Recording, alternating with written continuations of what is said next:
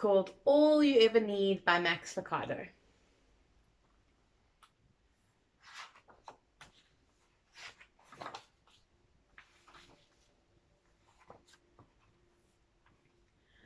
Years ago, there was a village in a desert land.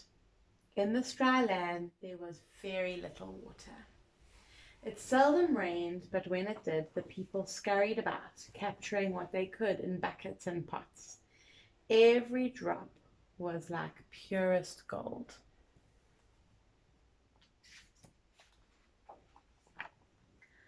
But even though the land was dry, the people were never thirsty. For nearby lived a kind man named Tobias, who owned a deep wellspring from which poured clear, cool water. The people called him Tobias the Water Master, and they loved him very much. He shared his treasure with everyone in the village. All they had to do was ask, and the Water Master would gladly let them dip into his well. Drink all you want, he offered.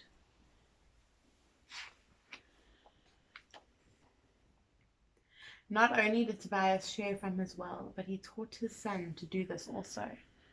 Tobias and his son Julian would help the people dip their buckets and carry their loads. Day after day, the people would come to the well.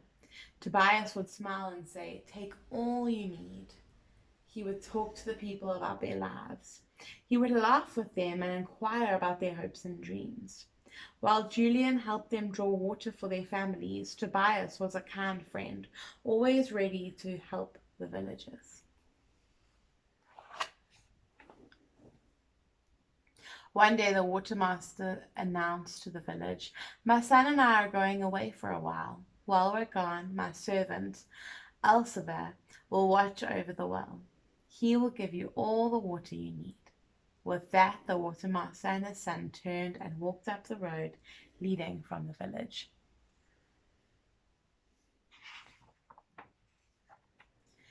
The people were sad to see them leave, but they trusted Elsevier to supply their needs. And indeed, Elsevier did just as the watermaster said. Each day when the villagers came to ask for water, he eagerly filled their buckets. As he did, he told the people, "Take all you need. There is plenty of water for all." For a time, the village went about its business as usual.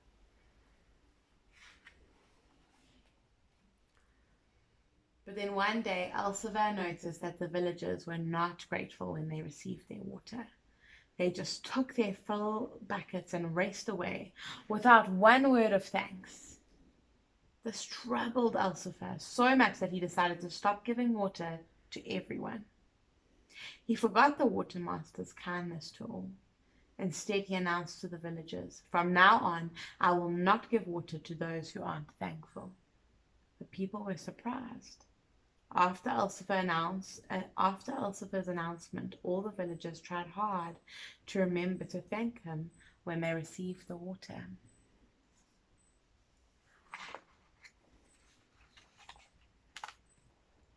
Sometime later, Elsevier noticed that some of the people were unkind to their neighbors and mean to their animals. Again, the substitute watermaster was bothered. He determined to give water only to nice people. "If you are mean to your animals or unkind to your neighbors, you will get no water," he announced.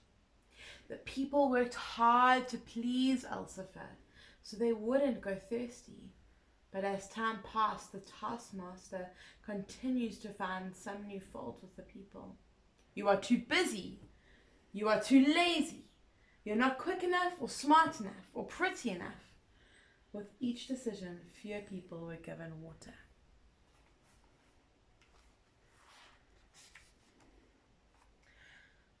Over time, the villagers grew sad and angry. "How can we ever be good enough for Elsevier?" they questioned. "We'll all die of thirst," they cried. As Elsevier's rule grew longer, the line for water grew shorter. The people, growing thirsty, began to give up. "It's no use," the people cried. "We can't please you."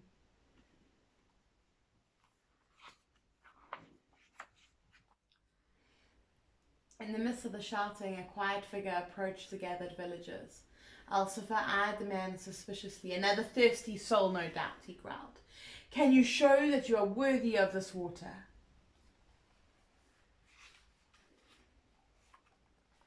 The man quietly strode to the well and turned to the people. I have come to help you, he said. Alciphar was angry. Just who do you think you are? The man removed his cloak, and the villagers gasped. When they saw the familiar face, they began to whisper among themselves, I am Julian, the son of the watermaster. My father sent me to share the water with all the people. At that, the people cheered. Alciphar became afraid.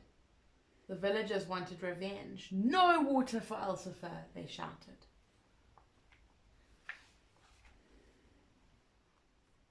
The son held up his hand to the crowd to quiet them. My father's water is a gift to all, he said patiently. But Alciphar was cruel to us. I know he was. But if water were given only to good people, who could drink? No one spoke. The son placed his hand on Alciphar's shoulder. Freely you have received. Freely give.